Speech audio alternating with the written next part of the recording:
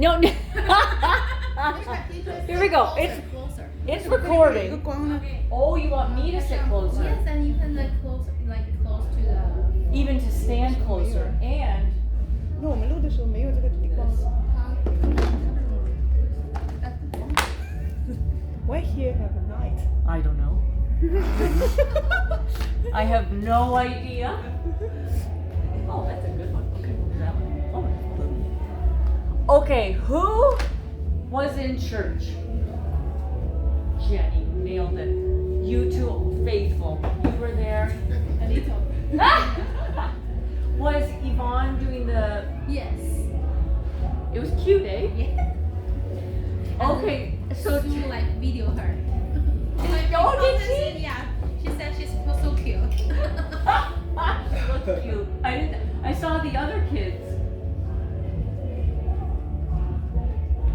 So today was Mark chapter 11, 1 to 11. So this was when Jesus came on a donkey. Do you guys know donkey? And donkey has two words. You can do donkey or colt. Same thing? Same thing. Same thing. This is the same thing. Yeah, because it said both of them. I think it changes the word. So the story is that Jesus said to his disciples, "Go ahead, walk ahead to this house or something, and you will see a donkey just sitting there, and tell the owner you need it for your master." And interesting detail today, it was a donkey that no one had ridden. Nobody had ever sat on the donkey. Okay? And so they said, "Bring it to me." And then Jesus sat on the donkey and he went into Jerusalem.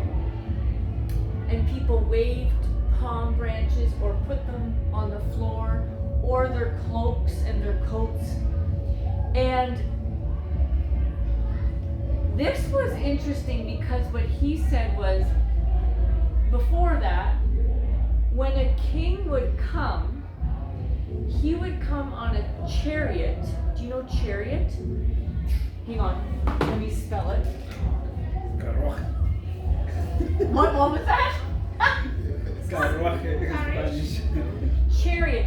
So, yeah, The horses in front, right? the horse is in front, Yeah. carrying you on a car, Yeah. and you walk through, or on a horse that was trained to fight, a horse trained for war, trained for battle. So a powerful chariot or a powerful horse. That's how a king normally arrived.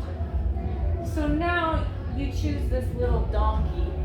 So right away, this King Jesus looks different. You know, he's not coming in power, you know, like normal kings do. So that was already something different. And so what he did today was he read the story in the New Testament, but then he would go back to the Old Testament to show how it came true.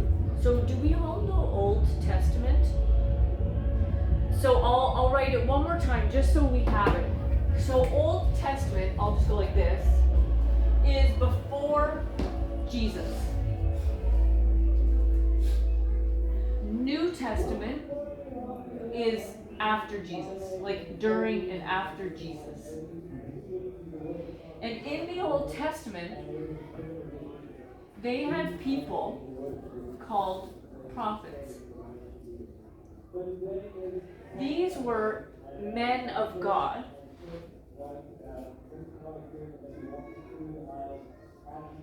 And God would give them a message.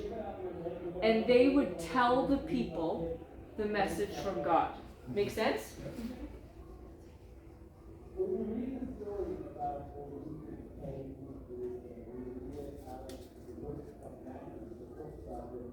And so, all through the Old Old Testament, in many of the books, there were little predictions. Do we know prediction? Yeah, Jenny? Prediction means telling you what's going to happen in the future. So if I'm watching the Super Bowl, you try to predict who's going to win. I think Buffalo is going to win. I think San Fran is going to win. Whatever. Stock market. Stock market. You try and predict what's going to happen. And so prophets would say, hey, this is what is going to happen in the future. And so predict, guess the future. And so these prophets made a lot of predictions about Jesus, about the Messiah. Remember, we learned Messiah is the one who saves, the Savior. Hello, come in. Oh, we might need more chairs. No, don't worry. Right now we're okay, Darcy. We're okay right now. Oh yeah, someone can get them thrown over there. Oh, hello. You did such a good job with your palm branches. Hi. Hello, come in. Yeah. So this one, coming on a colt, was predicted in a book called Zechariah. And they said, your king will come in riding on a donkey. So what he said here was, when the Israelites saw Jesus, they would have been, oh, the prophet said this way back in Zechariah. Oh, okay. So it would have made them think. Make sense? And this was a symbol. Do you know symbol? Yeah? It was a symbol. A colt was a symbol of peace. And the Israelites, yes? Sorry, can I interrupt? Can you what? Can I interrupt? Yes. What's the difference between symbol and sign? No difference. No difference. No. Okay.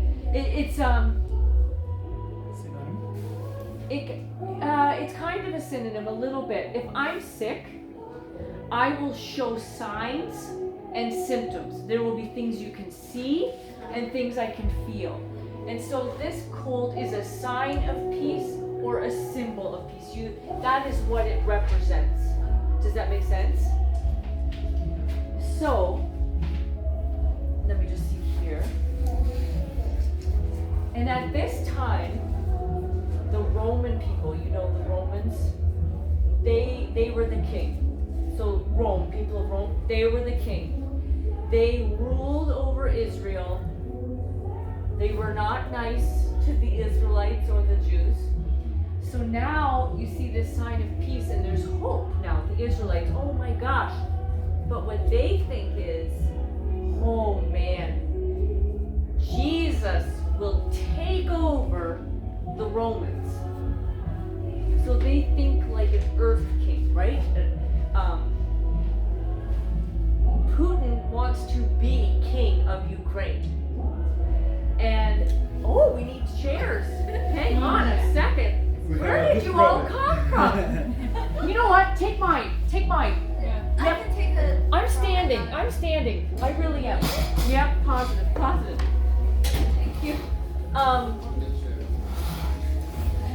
So they thought of Jesus. They thought Jesus would be just like other kings. So he would rule the country. Make sense? So they were thinking like that, which was not quite right. Then he talked about, so this was number one. And then he talked about cloaks. Do you know that word? It's almost like an old word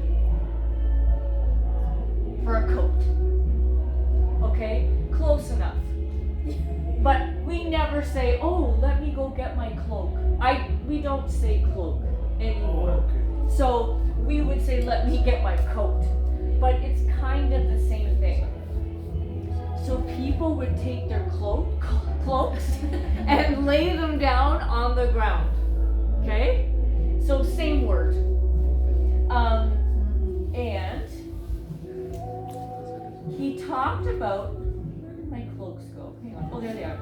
So then, remember we were talking about prophets. So this one was in a book called Zechariah 9 verse 9. The prophets, in this one, it was a book called 2 Kings. Oh no, sorry, this is 9 verse 9. What was this one? Well, that was 992. I must have something wrong. There's no way. I gotta figure that out. Something's wrong. So, in 2 Kings, there was a new king. They made a new king. And in these verses, when this guy became king, they laid their cloaks down. That's what they did when a new king was made. Okay? And so, and what this did, when you laid your cloak down, it said, "You are my king. I respect you. You are my king. I will obey you. I will listen. Here is my cloak. I'm yours." Make sense? So now, oh, here we go. We get to use the word symbol again. So this was like a national symbol. That meant you accepted the king.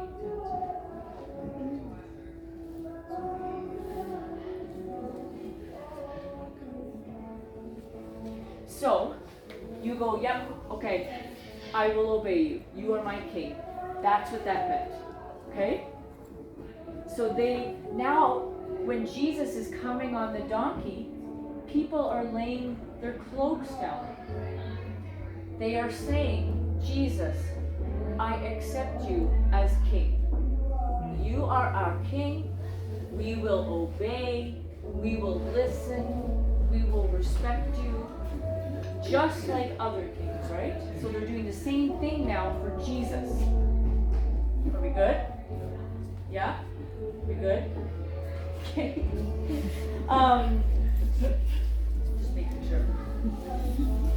And then we have the final thing.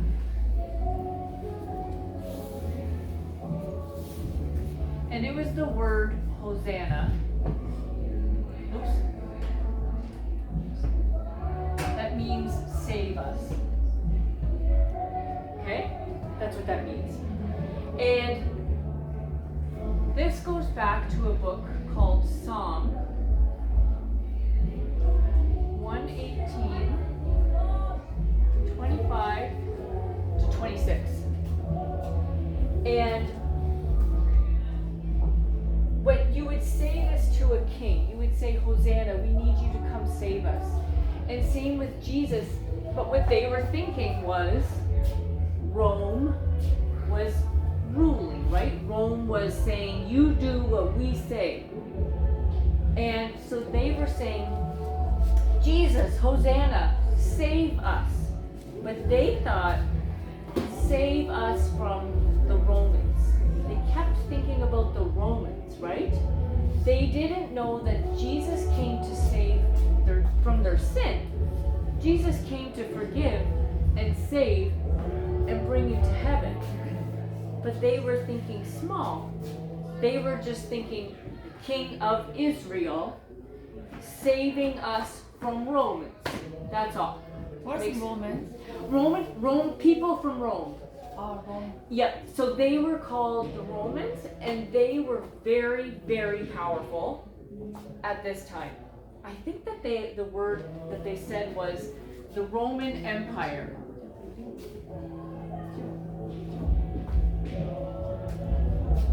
Kind of like the Mao dynasty. And so the Roman Empire. Make sense?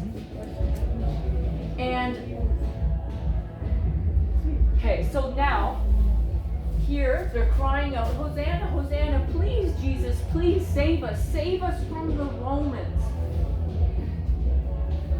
And for years, thousands of years, the Israelites had been waiting for a Messiah, for someone to save them. So Messiah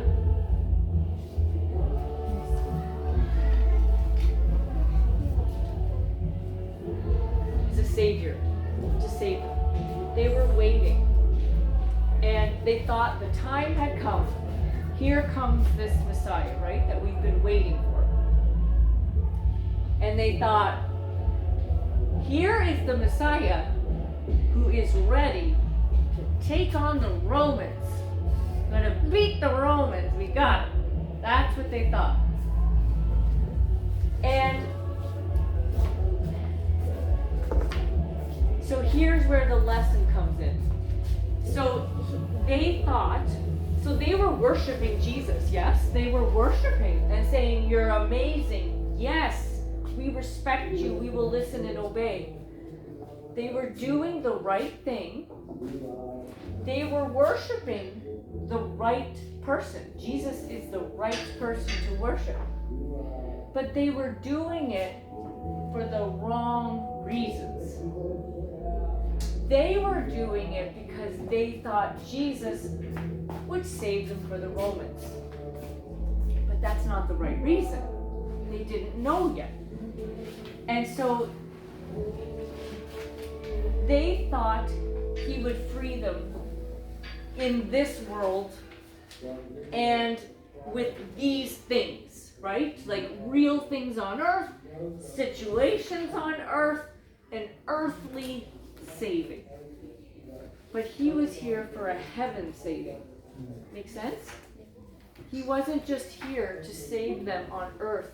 He was here to save them in heaven and bring them to heaven. So it was bigger than what they thought. They were thinking small. And so then Matt, the guy who was speaking, I don't know, Matt said, we can worship the right person for the wrong reasons too. We are the same. I am definitely the same. And so he went on to say that the first reason we worship sometimes in the wrong way is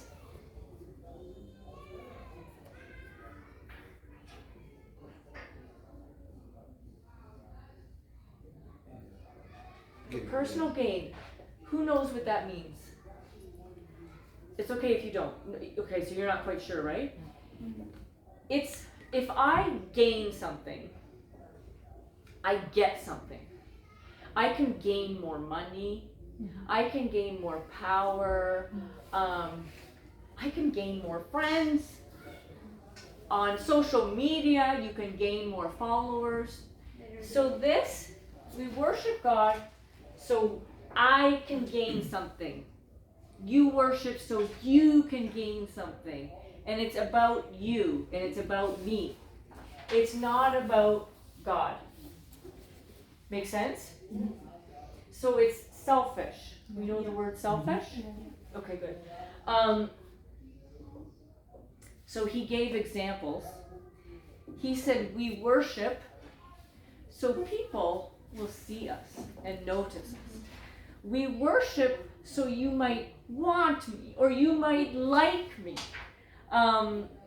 We worship to get authority or power. You know, we want to be noticed. Oh my, Jenny's so spiritual. I'm going to make her a pastor to lead people. Or we do it just to fit in. Do you know that term, to fit in? To fit in.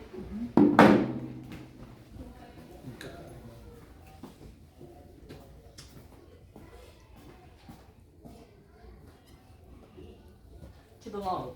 So in high school, a lot of kids do stupid things to fit in. Sometimes they smoke, sometimes they do weed, they drink, because they want to belong somewhere with some group. And so maybe there's people here in this church that you want to be a part of. So you worship so that they will say, hey, come hang out with us, you know? So we do it for that too. And then, let me just see the other reasons. Do you know what it means if I want to impress you? Who knows what that means? Okay, if I want to impress you, I want you to think, whoa, Nancy is amazing. She's awesome. I love her. So sometimes we do things so that people think, wow, she's amazing. She's awesome. And so we are worshiping not because I love God, but because like if I'm worshiping, well, somebody might see me with my hands up and they might think, wow, is she ever spiritual and close to God or something? Like it's the wrong reasons, you know?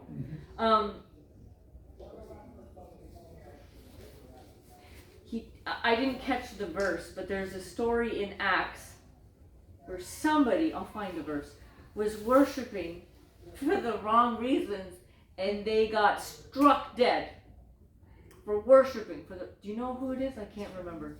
I didn't catch any verses.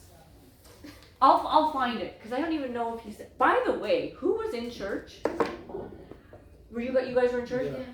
Matt is very fast. Yes. Yeah. Yeah. Oh man, even me, I was like, what? So he is fast. Yeah. So are we pretending? Do we know the word pretend? Yeah. Yeah. Do you know the word pretend? Yeah. Okay. Exactly. You guys know pretend? That's what I was gonna say. It's like if we are in the service, you say yes. Exactly. Yeah, you pretend to know English. Yeah, pretend to know. Exactly. So this is one reason why we worship for the wrong reasons. Make sense? Yeah. So number 2,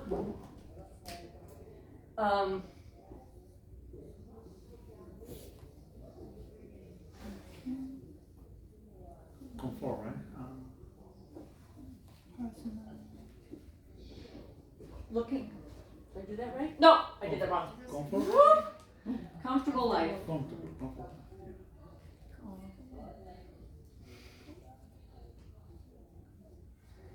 So, we think if we worship, God will give us a good life, or God will give us what we want. And he used another word today.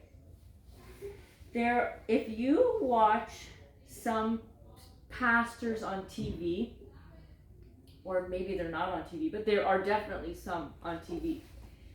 They preach something called the prosperity gospel.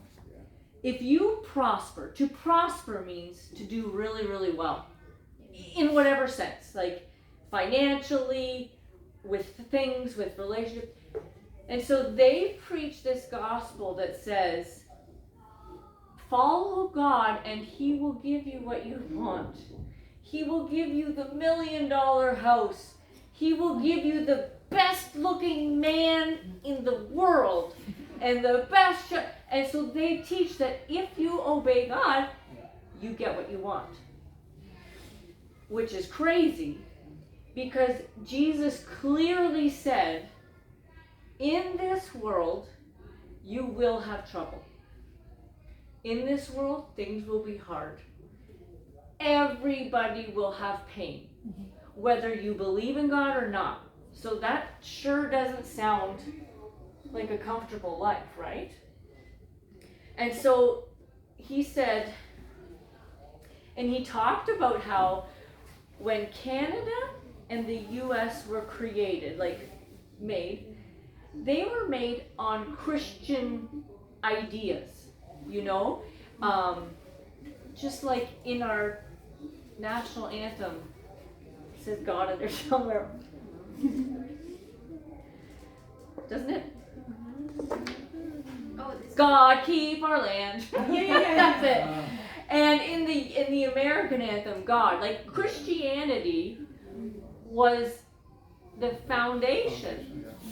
And the countries did well as they grew, right? So then we start to think, oh, if I do the Christian things, I will do well. And he said, I'll read this. We want an ordered life, like a predictable life. We know what's coming, nothing bad will happen, it will go as I want. We want a safe life. We want comfort. I want financial stability. I want my kids to not screw up, to not make bad decisions. I want everything to go good. And sometimes that's why we worship. In North America, we would say something like kissing butt. So if you kiss someone's butt, you are being really, really nice to them so that they do what you want. So we make fun. My son Jaden is my only son. So we joke that he is Ted's favorite. He's not, but we make fun of it. So every time he's like, oh, I agree with Dad, we're like, you're just kissing Ted's bum so that he thinks you're amazing. So it's almost like you're kissing God's butt to get what you want. Do you know what I mean? Like, oh, yeah, God, you're awesome. Oh, yeah. You know, like, you can always tell when your kid wants something. Because all of a sudden they come to you and they're like, hi, Mom, how was your day? Yeah, can I get you some water? And it's like, what do you want? Like, why are you being nice? That's what this is. Make sense? Yeah. And the other thing is, do you guys know that a game, Monopoly? Yeah. Everybody? Monopoly is a game where it's a board.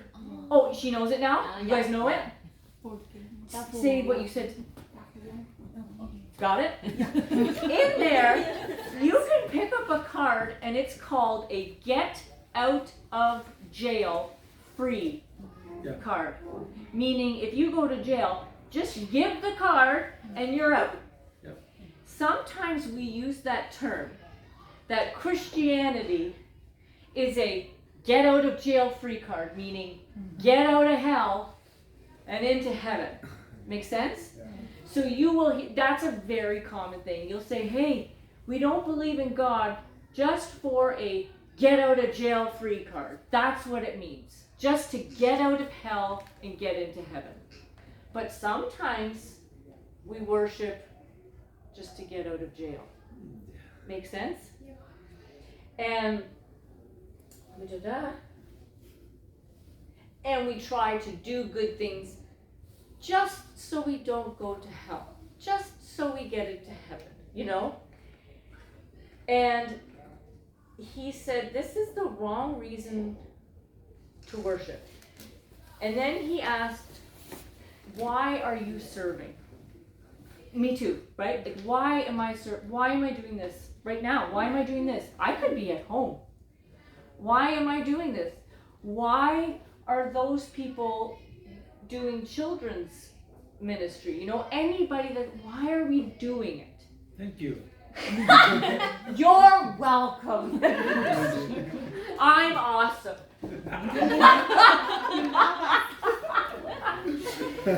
But it's so tempting. It always is. Yeah. Like, we have to be so careful. Why are we doing things? So tempting. And I can think of plenty of things, of reasons why I might not even know it. I might not know that I'm trying to gain something, like that's why I'm saying something. But then I walk away and I'm like, in the back of my head, I'm hoping to get this, or I'm hoping to get that. Does that make sense?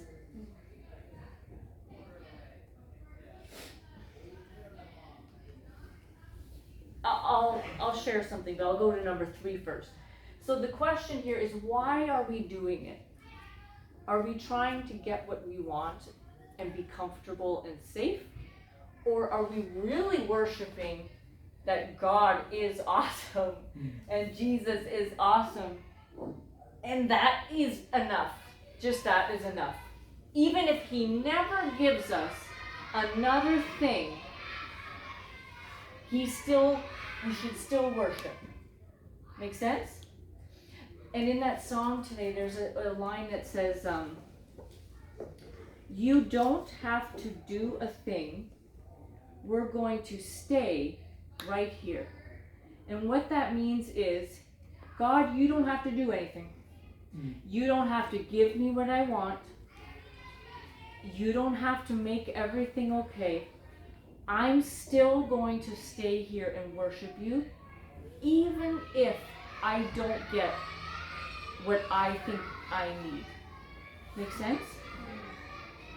And then there was number 3, which is kind of similar, but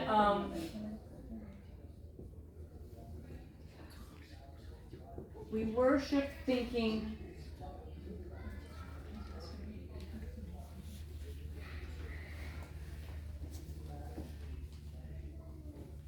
I'll explain this. For me. So, sometimes we do things because there's a reward for doing it. So, I had a good example, hang on. Okay, I love going to Costco, even if I don't need anything, because there are free samples. So, if Ted says, do you want to go to Costco with me? Not really, but I'll go because I know there are free samples. Yeah. Or sometimes I'll say to the kids, do you want to come with me? I have to go do blah, blah, blah, blah.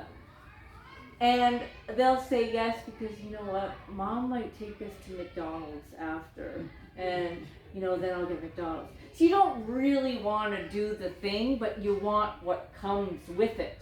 Does that make sense? Yeah. So sometimes people work at certain places because of the discount. You know, if I work at Aritzia, I get 75% off all of Aritzia's clothing. You might hate your job. You don't really, I don't know. You might hate your job, but you're doing it because of the benefit. Make sense? Yeah.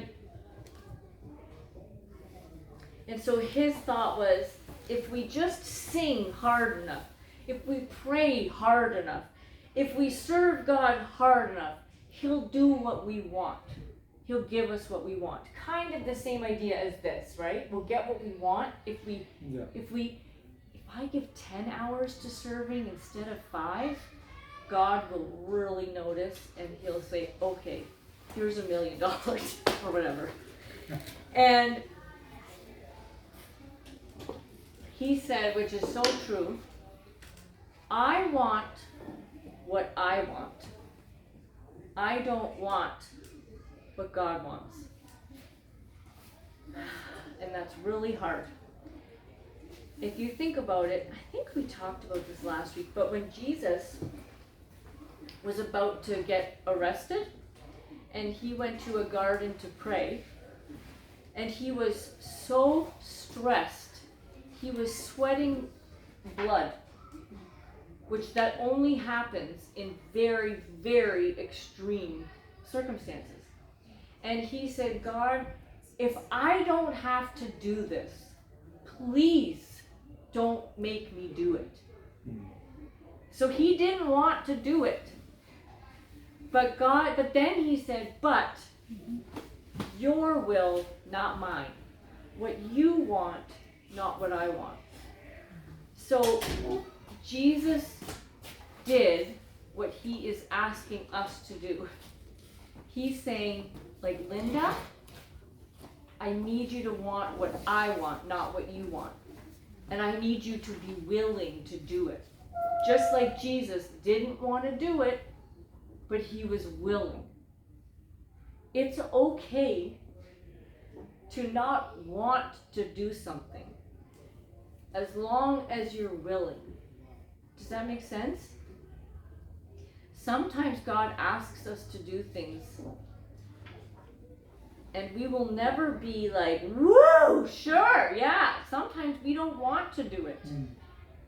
And that's okay as long as you're willing. Make sense? Did that make sense? Not really? Okay, good, that's okay.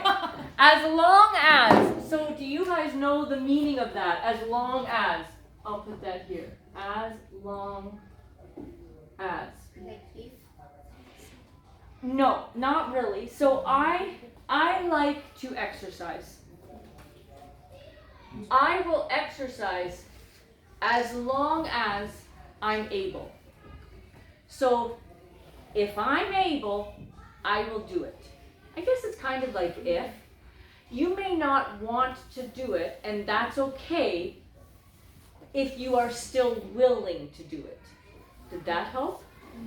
You might not want to, but you will still say yes and do it. Like the kids. The kids never want to clean the house. And I don't mind. That's okay. As long as they still do it. Did that help? I'm trying to think of another example because that's a really good one.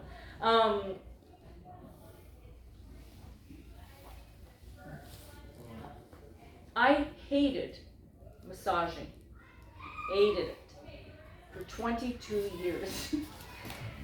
And Ted knew I hated it. But we needed the money. So he was okay that I hated it. As long as I still did it. Does that make sense? Two things at the same time. Okay? Doing two things at the same time. I don't like it, but I do it. Jesus didn't want to die, but he did it.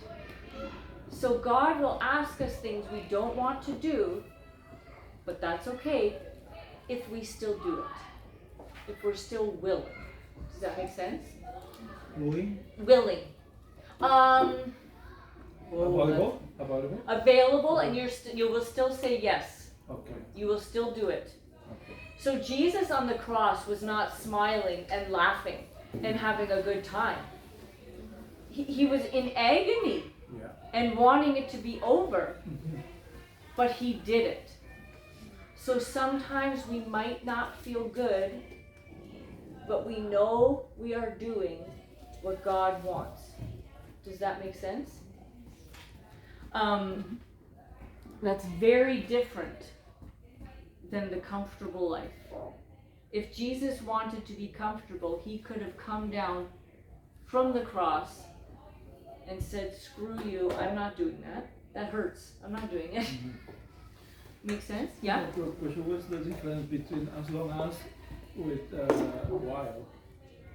No difference. That's a good one. Same thing? Okay. You can hate doing it. You can be angry while Same time? at the same time as being willing. That's a good one. As long as equals willing. No, while. While. Usually there is a contrast. Yes, exactly. It's a contrast.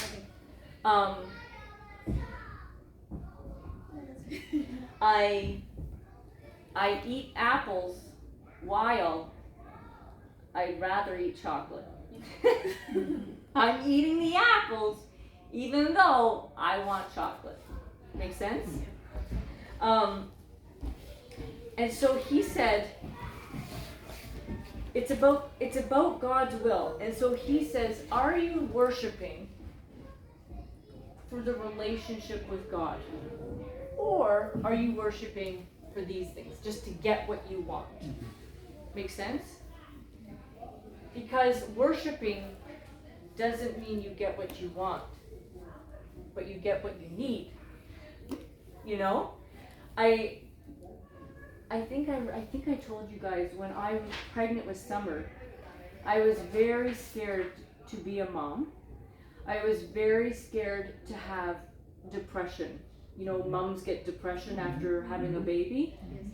And I begged for God to kill my baby. I didn't want it. And that's what I wanted. But God knew better. And my husband left me when Summer was 1. And Summer was my little buddy. I wasn't home alone. I was home with Summer. I always had Summer with me. I always had company. I was never alone. I thought I didn't want her. Are you kidding me? She's the best thing ever, but I didn't know that. So often we ask God for something that we think is what we really want, and God's like, you're crazy. That's not what you want. You want that little girl. And that's what God is like. And so it's so hard to trust Him and go, okay, I know what you need. You know what I need. So I'm going to trust you that this is best. Make sense? And He said, we can all do the most amazing things. We can hold our hands super high. We can feed 1 million poor people. We can do all these things. That doesn't save you. That doesn't bring you to heaven. The only thing that does is believing. Believing He died on the cross and rose again to forgive us. And he read a verse from Matthew where it said, my clock is wrong, so I have to make sure. Where he said, some people will get to heaven and they'll say, Lord, Lord, aren't we going into heaven? And God will say, no, I never knew you. I don't know who you are. You never knew who I was. You can show up to church. You can pray before meals. But you might not know God. You're just doing it because you're doing it. Like, I was raised praying before meals. So now I do it without even thinking. You know, like, you just pray because that's what you always did. It doesn't mean anything to me because I've done it 1 million times. So that doesn't mean my heart loves God. I'm just doing it because I do it. So there's a difference to do things because you love God or you're trying to know God than just doing it because this is what you're supposed to do. Do you know what I mean? And he said, we will not always get it perfect, and that's okay. We never will, till we're in heaven. You will never get it perfect. And he said, but why are we worshiping? Have we thought, what does God want? Have we asked, God, what do you want from me? And he said, get to know Jesus now. Now you have time. Now you have opportunity. A time will come when that's over. You know, when time is done. Don't waste this time. Use this time. This is the most important thing you will ever do. My nephew is 24, 25. And he loves money and he loves the safety of money. This has been number one since he was like 16. And he's married now with a baby. And that is all he cares about. And sometimes I want to say, Jonas, that could be taken away from you in a blink of an eye. You never know. You never know. Look at Ukraine. Those people, some of those people had good jobs. Some of those people had a home. Some of those people had a family. And now they might not have any of that. In a blink of an eye. We don't know what life brings. Look at COVID. A lot of people lost their job and lost their home because of COVID. So Jonas is putting all of his effort into investing, the stock market, making money. That is what he does all the time. That could be totally a waste of time. And he doesn't know it. He could get sick. He could get cancer. Look at my friend Chris. You don't know. This is the only thing that cannot be taken from you. Cancer can't take this. A recession can't take this. A war can't take this. Death can't take this. This is the only thing. So put your time here. Put your energy here. Make sense? And, sorry. He said, what is the Father's will? Like, what does he want for you? He wants you to know Jesus and believe. Because he wants you to be with him in heaven. Heaven, he thinks heaven would suck if you weren't there with him. If Jasmine's not there, oh my gosh, it's not going to be the same. If Paolo's not there, something's missing. He wants everybody there. So know him and believe him. That's what he wants. He wants more time with you. 70 or 80 years is not enough. He wants a lot. Because you're so lovely. He loves you so much. And so he said, don't worship the right God for the wrong reasons. Do the right things. Worship the right God for the right reasons. Because he's awesome. You know? He's amazing. And so he says, do it because we love him. So he says, what are you why? Why are you worshiping him? What is your motivation? Do you know motivation? Anybody not know motivation? You don't know it?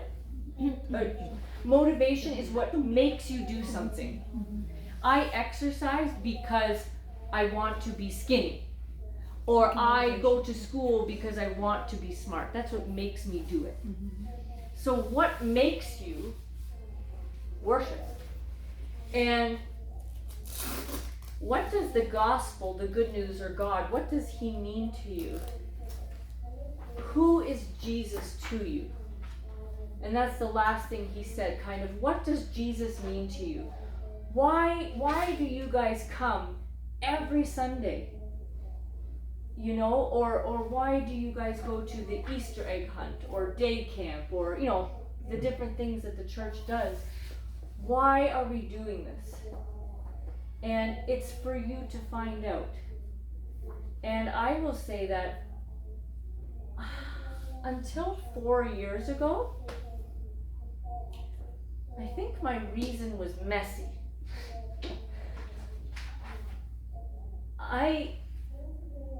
I just always thought God hated me and was angry, and that I always needed to do something to stop him from being angry. We were reading a book this week, and it says that, do you know a swivel chair? If you sit in a chair and the chair can turn, that's a swivel chair, okay? And he said, sometimes we think God is sitting in a swivel chair. And if we worship him amazing or we do something nice, he turns to face us. And then I punch Linda in the face, and so then he turns away. And now I have to do something really good, like lift my hands really high, so that he'll turn around and face me again. That is not why we have to worship. God is not in a swivel chair. He is in a stationary chair, always facing us. We are the ones in a swivel chair. Make the choice to lock it in and face each other. Make sense? And it takes time and it takes years to know God, and that's okay. You just have to say, that's what I want to do. I'm going to get to know God. Does that make sense? Any questions? I knew it. I missed it. What's your question? I think I have a doubt because I think worship and pray has something that overlapping. I'm not sure. It does. You know what? A lot of times we think of worship as singing. But worship is just loving God. So I can go for a walk in the forest and look at the trees and look at a leaf and think, oh my gosh, you made this. And that's worship. One time I found a nut, a nut cracked in half, and the shell was the shape of a heart. And I thought, oh my gosh, God made this in the shape of a heart. That's worship. So worship isn't just singing. Worship is doing anything that makes you think, God, you're awesome. And so when we pray, we come to God and we worship Him. We pray and we ask Him for things, and we cry to Him and say we're hurting, and we listen. That's worship too. Anything where you turn your chair to God is worship. I said that because when you're praying, sometimes you're doing some looking for God helping you, for personal gain. Yes. Yeah, Yes. It's quite confused. Okay. Jesus asked God to not make Him die on the cross. He asked Him for something. But He also said, but your will be done. So you can ask, but still be willing to let God have the final decision. You can ask. He wants you to ask. He wants you to come. He wants to be the provider for you. Like Ted. I don't want anyone else baking for Ted or cooking for Ted or helping him do things. I want to be that person. I want to be Summer's mom. I don't want someone else, when she cuts herself, putting a Band-Aid on her. I want to be the one putting a Band-Aid on her. God wants to put the Band-Aid on you. God wants to help you. So ask. That's fine. Ask 1,000,000 times.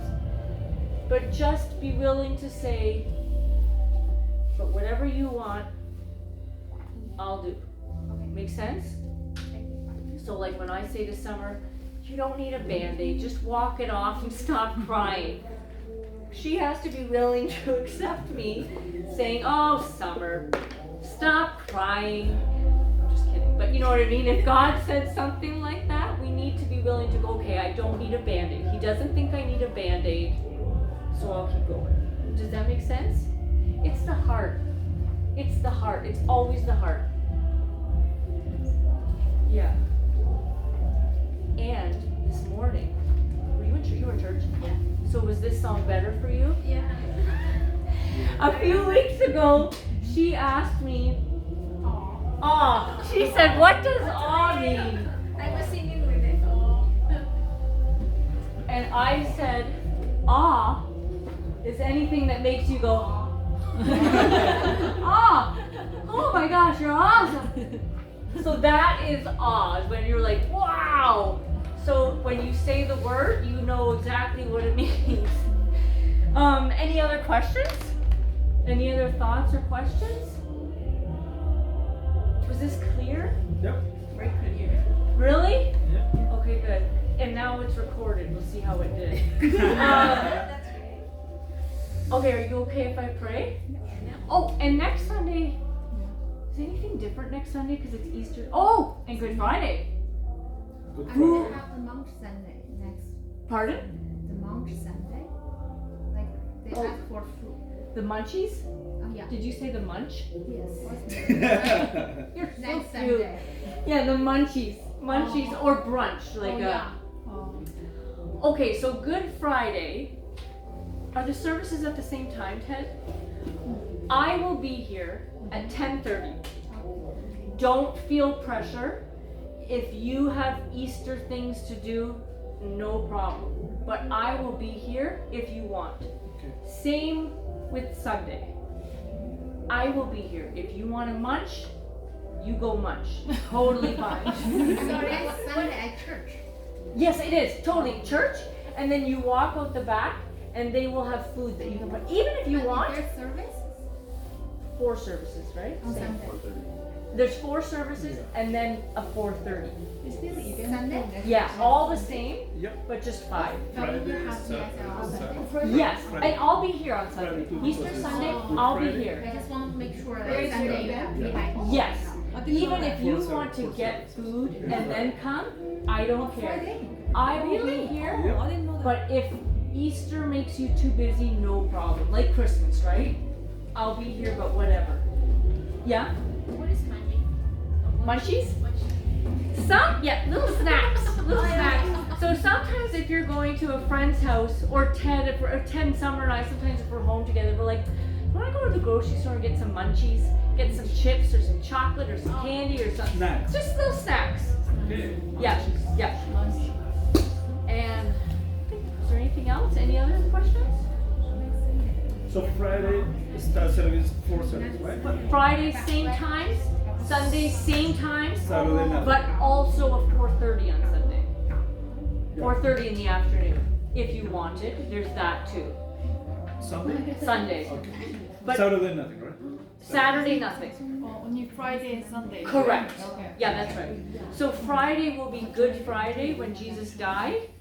And Sunday will be Easter Sunday where Jesus rose to life. Okay? Okay, I'll pray quickly. We good? Jesus, thank you so much for today. Thank you so much for this group and for bringing everybody back today. And I pray that you would help us so much to know you better and to remember that that's all that matters, and that anything we want is nothing compared to what you want to give us.